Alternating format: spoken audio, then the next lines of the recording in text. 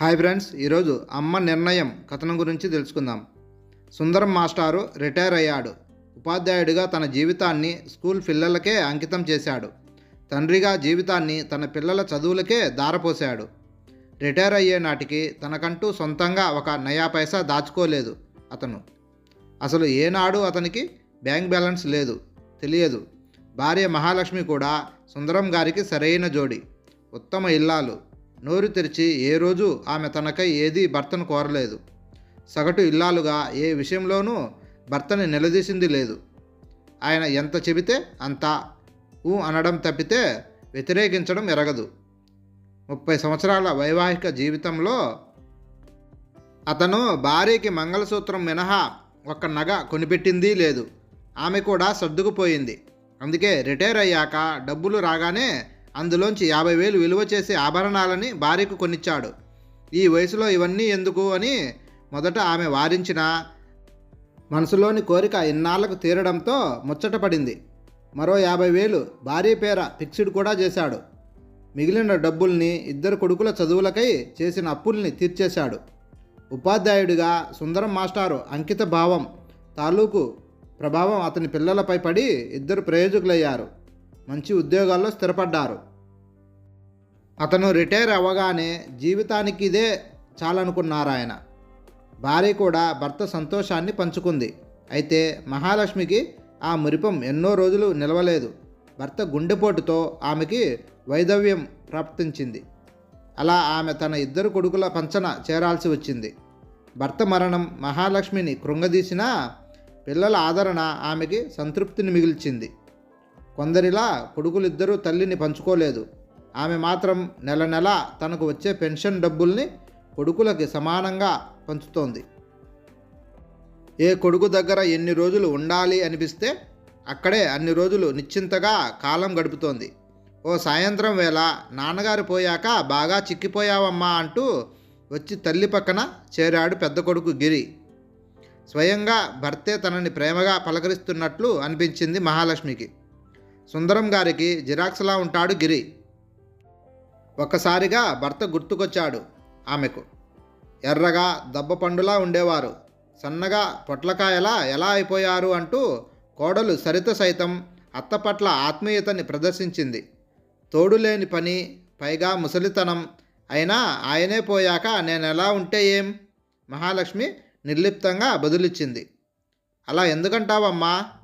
నీకు తోడు నేనున్నాను, తమ్ముడున్నాడు, మనవళ్ళు మనవరాళ్ళు మేమంతా లేమా అని గిరి అనునయంగా అన్నాడు. అందుకేగా నేను ఇంకా బ్రతికే ఉంది అంది ఆమె. ఇదిగో ఈ పండ్లు తిను, బల్ల మీద పెట్టిన ప్యాకెట్స్ని చూపిస్తూ చెప్పాడు గిరి. కోడలు రోజు ఏదో ఒక జ్యూస్ ఇస్తుంది కదరా, మళ్ళీ ఇవన్నీ ఎందుకు చెప్పు అంది ఆమె. పర్వాలేదు అత్తయ్య, పిల్లలతో పాటు మీకు అంది కోడలు సరిత. నాన్నగారు లేరన్న దిగులు నీలో కనిపించకూడదన్నదే మా తాపత్రయం అమ్మా, గంభీరంగా అన్నాడు గిరి. ఆ అభిమానానికి మహాలక్ష్మి గుండె నిండుకుంది. భోజనాల దగ్గర రోజు రోజుకి తిండి తగ్గిపోతోందమ్మా, మరీ చిన్నపిల్లలా భోంచేస్తున్నావు అంటూ చిన్న కొడుకు గోపీచంద్ చిన్నప్పటిలా బొంగమూతి పెడుతుంటే ముచ్చటేసింది మహాలక్ష్మికి. పిచ్చి తండ్రి, అచ్చు తన పోలికే.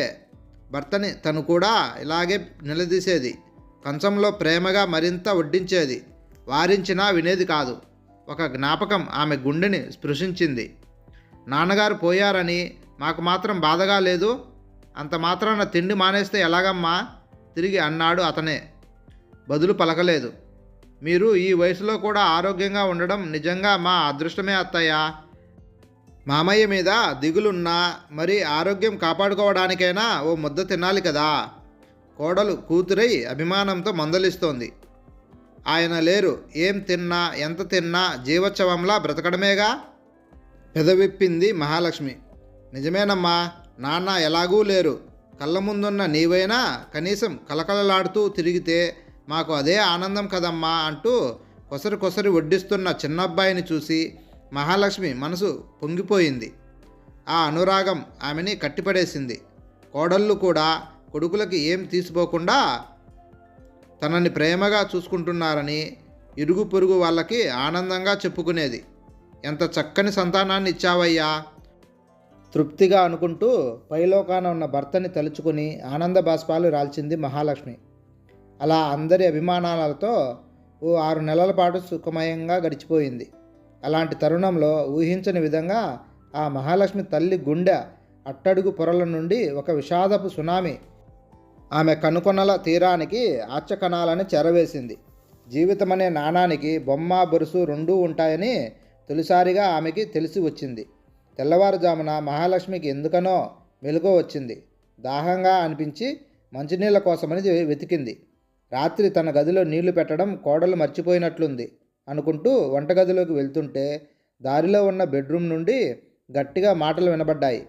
వినడం సభ్యత కాదని మనసు వారిస్తున్నా కదలమని కాళ్ళు మొరాయించాయి. అసంకల్పితంగా ఆగిపోయింది. ఇక ఈ జన్మలో మీరు చంద్రహారం చేయించేటట్లు కనబడడం లేదు అని విసుగ్గా అంటోంది పెద్ద కోడలు సరిత. కొద్దిసేపు నిశ్శబ్దం.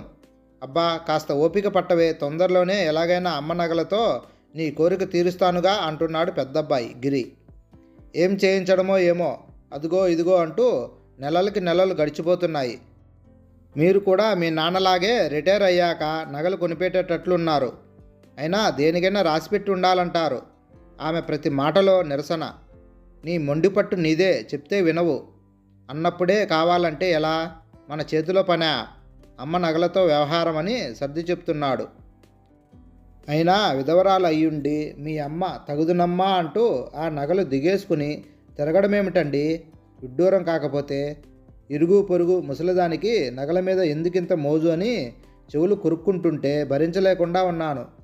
తన మనసులోని మాటని ఇరుగు పొరుగు వంకతో కోడలు కొడుకు ముందు బయట పెడుతుంటే వికారం కలిగింది మహాలక్ష్మికి. నా మరణాంతరం కూడా ఈ నగలు నీ శరీరం నుండి తీయొద్దు. ఇది ముందు చూపుతో చెబుతున్నా. నా ప్రేమ చిహ్నంగానైనా ధరించు. చనిపోతూ భర్త అన్న మాటలు ఆ సమయంలో మహాలక్ష్మికి గుర్తుకు వచ్చాయి. అలాంటిది నాకు నగల మీద మోజేంటి? భర్త చివరి కోరిక ప్రకారం నగలు తీయడం లేదంతే. ఆమె మనసు పరితపించింది. ఏది ఏమైనా అమ్మకి మాత్రం ఎవరున్నారని? ఆమె పోయాక కోడలు ఇద్దరికే కదా నగలు అంటూ అబ్బాయి చెబుతున్నాడు. భలే వారండి, ఆవిడ పోయాకనా? ఇంకా నయం, గుండ్రాయిలా ఉంది. ఆవిడ ఎప్పుడు పోతుందండి అంటూ నిట్టూర్పుగా అంది పెద్ద కోడలు. మనోగతానికి మహాలక్ష్మి గుండె పేలిపోలేదు. ఉబికి వస్తున్న కన్నీళ్ళని అదిమేసింది. దాహం మాట మరిచి గిర్రున వెనుదిరిగింది. గురువారం దగ్గరలో ఉన్న సాయిబాబా గుడికి వెళ్ళింది మహాలక్ష్మి. ప్రతి వారం భజన కార్యక్రమంలో పాల్గొనడం ఆమెకి అలవాటైంది. అలా సాయంత్రం 1 గంట సేపు దేవాలయంలో గడిపి ఇంటికి తిరిగి వస్తుంది. అప్పుడే తిరిగి రాదనే భావనతో చిన్నబ్బాయి కోడలు హాల్లోనే కూర్చుని గట్టిగానే మాట్లాడుకుంటున్నారు.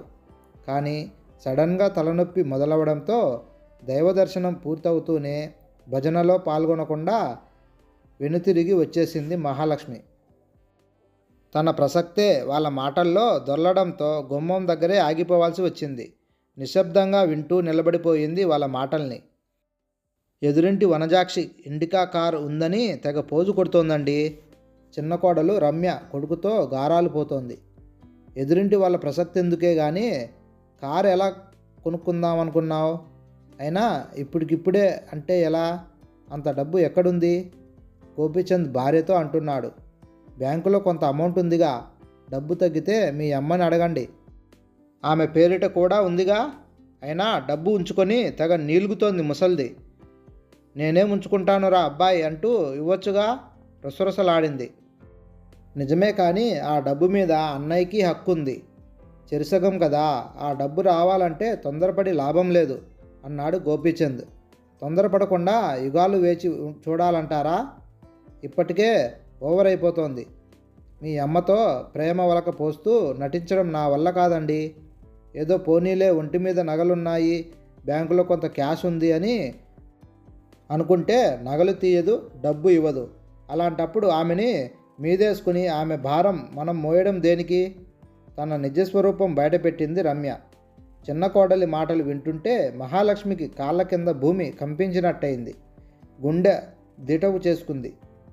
తాడులాగే పందెంలా కొడుకులిద్దరూ భార్యలతో జంటలుగా చెరోవైపు చేరి తన చేతులు పట్టుకుని లాగుతుంటే నిలువుగా చీలుతున్న భావన. పై 2 సంఘటనలు జరిగాక మహాలక్ష్మి వారం 10 రోజులు ఎవరికీ కనబడకుండా పోయింది. అమ్మ కనబడకపోతే కలవరపడతారో లేదో కానీ తన కోసం వెతకొద్దని చెప్పమని ఇద్దరిళ్లలోనూ మనవళ్ళకి మనవరాళ్ళకి చెప్పి వెళ్ళిందామె. ఆ అమ్మ తిరిగి వచ్చాక ఎటు వెళ్ళావమ్మా అని ఏ కొడుకు ఆసక్తి కనబరచలేదు. ఆరా తీయనూ లేదు. నీ ఒంటి మీద నగలేమయ్యాయని ఆందోళనగా అడిగారు. మూకుమ్మడిగా నిలదీశారు. మహాలక్ష్మి ఊహ బలపడింది. తన పుత్రులు రత్నాలు కాదు రాళ్ళని, కోడళ్ళు మేలిమి బంగారం కాదు మేడి పండు చందమని. తేట తెల్లమైంది. కోడలు కూడా రెట్టించేసరికి పెదవిప్పింది. నగల మీద మోజుతో నా మీద కపట ప్రేమని కురిపిస్తుంటే పసిగట్టలేకపోయింది ఈ అమ్మ. అమ్మ కోసం కాకుండా అమ్మ నంటి పెట్టుకుని ఉన్న డబ్బు కోసం మీ ఆరాటం చూశాక తట్టుకోలేకపోయింది గుండె. మహాలక్ష్మి అని అందరి చేత పిలువబడ్డ ఈ మహాలక్ష్మి మరి అందరికీ అమ్మే. అందుకే అమ్మగానే ఆలోచించాను. అనాథ శరణాలయ పిల్లల కోసం నా నగలన్నీ దారపోశాను. కన్నపిల్లల నిరాదరణకి గురయి కోడిగట్టిన దీపాల్లా మినుకు మినుకుమంటూ జీవం గడుపుతున్న అభాగ్యులైన వృద్ధాశ్రమ వాసులకై బ్యాంకు డబ్బు సమర్పించాను. మీ మనసులో మీసమెత్తైనా లేని మీ నాన్నగారి పేరు కనీసం శిలాఫలకాలపైనన్నా ఉండాలని ఆయన పేరు మీదే విరాళాలు ఇచ్చేశాను. మునుపటిలా మీరు ఆదరిస్తారా? అమ్మగా మీ చెంతే ఉంటాను. సుందరం మాస్టారు చనిపోయి ఏడాదైనా కాలేదు. అప్పుడే తల్లిని ఇంట్లోంచి వెళ్ళగొట్టారు అనే అపవాది మీకు రాకూడదనే తలవంపుతోనే తిరిగి వచ్చాను. వద్దంటే వెళ్ళి వృద్ధాశ్రమంలో శేష జీవితం గడిపేస్తాను. అమ్మ ప్రేమకు నిలయం. ప్రేమ లేని ఏ చోటు అమ్మకి నిలయం కాకూడదు. అందుకే నా ఈ నిర్ణయం. కోడళ్ళు తెల్లమొహాలు వేశారు. కొడుకులిద్దరూ ఆలోచనల్లో పడ్డారు. తల్లి మాటలు వారి చెంపన చెల్లున చరిచినట్లు ఉంటే తాము ఆలోచించిన తీరుకి తమ స్వార్థబుద్ధికి సిగ్గుతో తలవంచుకున్నారు కొడుకులు కోడళ్ళు. హాయ్ ఫ్రెండ్స్, ఈ కథ మీకు నచ్చినట్లయితే please like and subscribe friends.